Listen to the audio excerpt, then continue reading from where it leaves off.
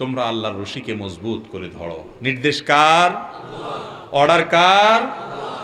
আল্লাহ order করতেছেন সবাই মিলে তোমরা আল্লাহর রশিকে মজবুত করে ধরো।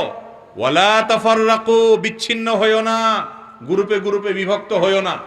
তাহলে বিভক্ত হওয়া এটা গুনাহের কথা, ঐক্যবদ্ধ থাকা এটা ইবাদত এবং ফরজ কাজ। বুঝে আসছে? এই জন্য এই আবশ্যক ইবাদত, এই ওয়াজিব আমাদেরকে সম্পাদন করতে হবে, ঐক্যবদ্ধ থাকতে হবে। ঐক্যবদ্ধ থাকলে কি হবে?